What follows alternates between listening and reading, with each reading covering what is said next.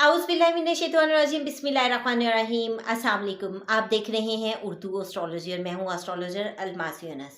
आज की वीडियो में हम लोग डिस्कस करने वाले हैं पीपी 143 पीपी 143 में जहां अकबर शेर खान का मुकाबला इश्तियाक डोगर के साथ हो रहा है। तो मुझे क्वेश्चन किया गया कि इन दोनों में से कौन मुझे इल्मे नजूम की रोशनी में इलेक्शन जीते हुए दिखाई देते हैं।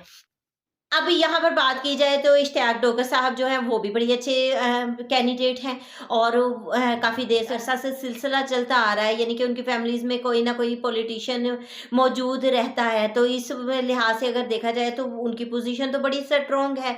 और दूसरी तरफ अगर अकबर शेर खान की बात की जाए तो अकबर शेर खान भी कोई कमज़ोर नहीं है, वो भी बहुत अच्छी पोजीशन में है। तो यहाँ पर दोनों के दरमियान बहुत ही ज़बरदस्त कांटेदार मुकाबला होने वाला है। लेकिन एक चीज़ ज़हन में रखें कि यहाँ मुझे कुछ ऐसी सिचुएशन नज़र आ रही है जिसमें फ़ीमेल की तरफ से इनको नुकसान पहुँचेगा। फ़ीमेल वोटर्स की तरफ से कुछ प्रॉब्लम आ सकती है। हो सकता है कि फ़ीमेल वोटर्स जो हैं अच्छे तरीके से अपना वोट कास्ट ना कर पाएँ, या उनके साथ प्रॉब्लम बना दी जाए, या फिर उनके वोट्स को मिसगाइड कर दिया जाए, उनसे वोट जो है दूसरी तरफ दिलवा दिया जाए। ये मैं बात कर रही हूँ अकबर शेर खान साहब की।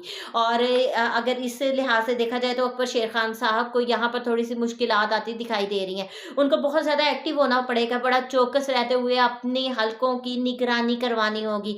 अदरवाइज़ उनके लिए बहुत बड़ी मुश्किल बन जाएगी, क्योंकि इश्तियाक साहब की तरफ अगर बात की जाए, उनको देखा जाए तो उनका प्लैनेटरी पोज़ीशन कुछ इस तरह की है कि वो हर तरह से चीज़ों को अपने कंट्रोल में करने की कोशिश करेंगे। और वैसे भी अगर बात की जाए हुकूमती मशीनरी या अथॉरिटीज़ की, तो वो मुझे उनके साथ दिखाई देती हैं।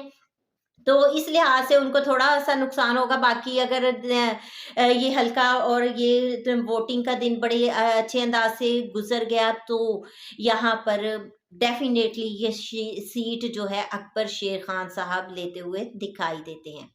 ये एक इल्मी राय है, मैंने कोशिश की कि इस वीडियो में आप लोगों को इसके बारे में बता सकूँ। इसके साथ ही मुझे इजाज़त दें। अपना और अपने प्यारों का बहुत सा ख़्याल रखिएगा और मुझे भी दुआओं में याद रखिएगा। अल्लाह हाफ़िज़।